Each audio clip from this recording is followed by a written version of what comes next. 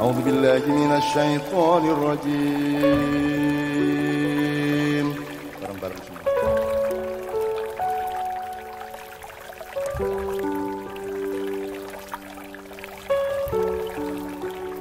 Yang menjadi kegalauan saya, kenapa Tuhan memilih saya untuk hidup, untuk ada. Jadi kalau misalnya ditanya ya, saya ingin tanya sekali, Tuhan, kenapa Engkau memilih aku untuk hidup? Ya jawabannya akan secara logika kan. Ya udah, tanya aja sama Tuhan. Tetapi kata Bapak Guru, saya harus tanya ke Simbah Guru. Dan mungkin saja bisa jawab. Terima kasih. Kasih. Kita niati aja karena sekarang tinggal 20 menit kurang. Kita niati maksimal sampai setengah 4. Sisanya. Saya harus singkat dan saya mohon izin Sabrang dan Mas Suko untuk ikut mengingatkan. Tapi saya pasti tidak akan saya uraikan terlalu mendalam. Jadi sehubungan dengan anak kita yang mengatakan, kenapa saya yang dipilih gitu ya? Kenapa saya, dengan semua pertanyaan eksistensial dia tadi, itu saya rentang luas seperti ini. Sabrang mengatakan beda antara identitas dengan personalitas. Ya, kalau personalitas itu adalah kondisi alamiah Anda, identitas adalah yang Anda bangun secara budaya atau secara pemikiran, yang terapannya bisa di politik, bisa di organisasi, bisa di apa saja. Saya ingin katakan sama Anda, ini Ma'iyah ini luar biasa, ilmunya tidak fakultatif, ilmunya sangat universal, sehingga kita sampai ke tataran sampai marifat-marifat tadi, dan itu semua relevan satu sama lain. Saya ingin katakan satu hal, bahkan tidak ada personalitas dalam kehidupan manusia aslinya. Anda jangan berpikir bahwa Nabi Muhammad adalah Nabi Muhammad. Selama kamu masih menyangka Muhammad adalah punya personalitas di mana dia adalah anaknya Pak Abdullah dan Ibu Aminah, Anda salah sangka. Kalau Anda menyangka saya adalah Muhammad Ainun Najib, itu sumber penderitaan Anda di masa yang akan datang, karena saya bukan Nabi Ainun Najib. Ya. Ini mungkin masih jadi pertanyaan Anda, tapi pesta lebono omonganku itu, kok kan salah sangka kan? Aku itu Ainun Najib. Ya.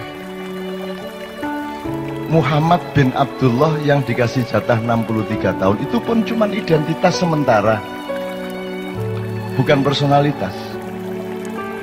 Itu identitas, dia harus dilahirkan secara fisik dan harus dari bapak ibu tertentu, karena ada keperluan untuk mendatangkan Al-Quran bagi seluruh umat manusia di bumi. Jadi itu identitas yang sangat sederhana dan hanya dibatasi 63 tahun. Kalau Anda bertanya, siapa personalitas Muhammad? Oh, dia kalau mau dicari, katakanlah ada personalitasnya. Oh, dia lahir sebelum Jibril. Dia lahir sebelum Iblis, sebelum Kanzul Jannah, sebelum Al-Khoshi, sebelum As-Sajid, sebelum Ar-Roki. Sebelum yang paling roki, orang yang paling menundukkan badannya kepada Allah, orang yang paling mensujudkan wajahnya kepada Allah, orang yang paling bisa dipercaya untuk menjadi penyebar kesejahteraan atau bendaharawan surga. Dia adalah juniornya Muhammad. Jadi Muhammad itu bukan yang Anda kenal di Arab itu. Yang Anda kenal di Arab itu adalah resonansi dari personalitas Muhammad. Lagi, nek anjane kate runu tak dudui kok. Ya, jangan disangka Muhammad bin Abdullah itu adalah personalitas. Itu cuma tugas sementara. Dan hanya sebentar sekali, yaitu 63 tahun. Jangan disangka bahwa dia sebuah diri. Dia hanya sebuah peran. Ya mas. Kalau dicari, oke, kalau masih ada personalitasnya, ya Nur Muhammad, cahaya Muhammad, Big Bang kata orang modern. Di mana Allah menciptakan cipratan cahaya yang kemudian menjadi kumparan-kumparan, terus kemudian membelah-belah menjadi planet-planet dan galaksi-galaksi, satelit-satelit dan matahari-matahari.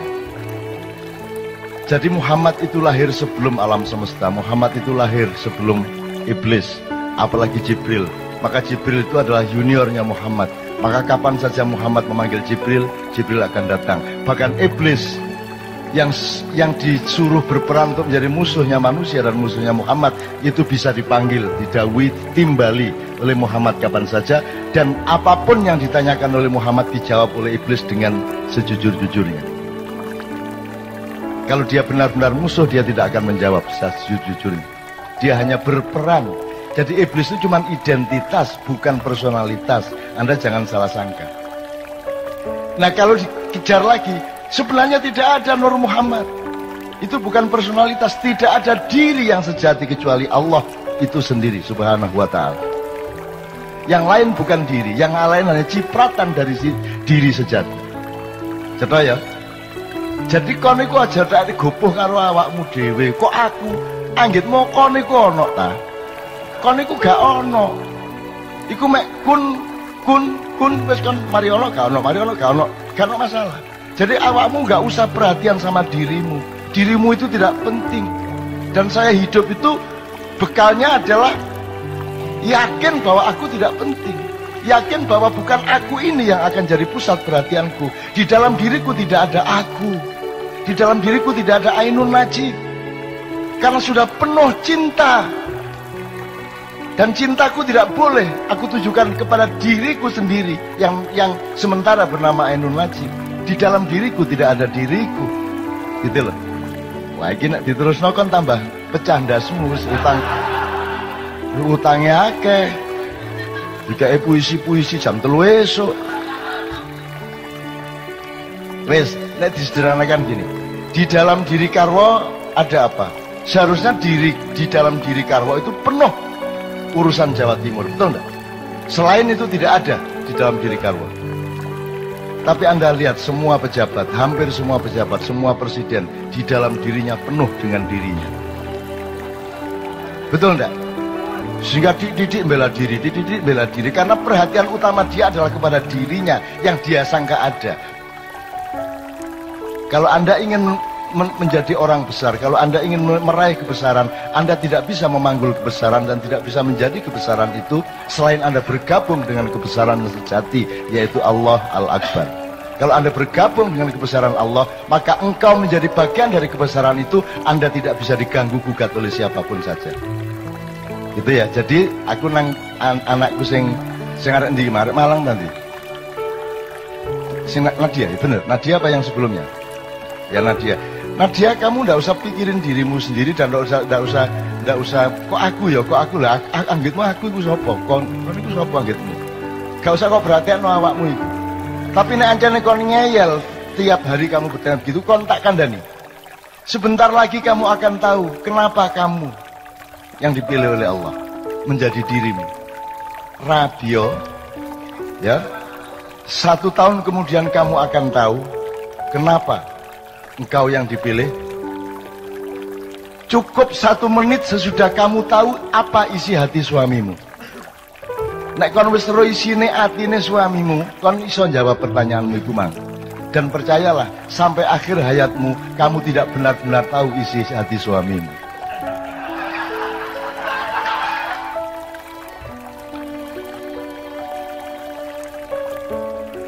Wes ta aja adik percaya karo sapa-sapa kejaba karo Gusti Allah. Bojomu nuroni kon bayangno Luna Maya iki.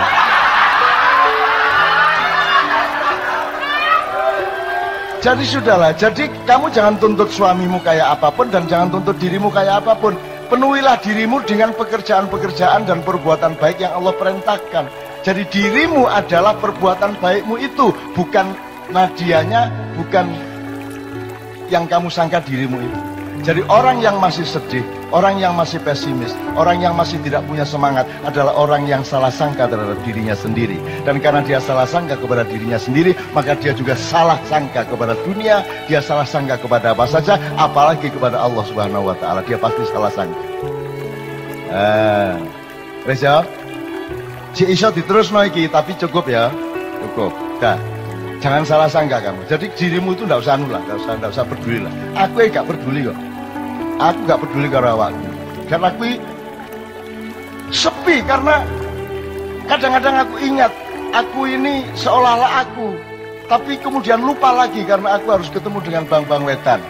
Nanti pulang dari sini naik mobil, golek rawon, rada eling meneh. Loh aku ndek ndi rek? Ngono kan? Nah itu saya itu mengalami kesepian terus menerus.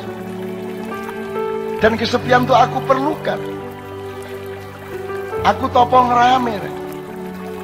Kamu pikir kalau riuh rendah suara itu tidak sepi? Semakin riuh rendah semakin sepi. Kalau engkau berada di dalam dirimu yang sejati, yang jauh di lubuk jiwamu itu. Mulane wong Jawa duwe topo ngerame, gitu lho rek ya. Nah, tak pikir wis cukup lah.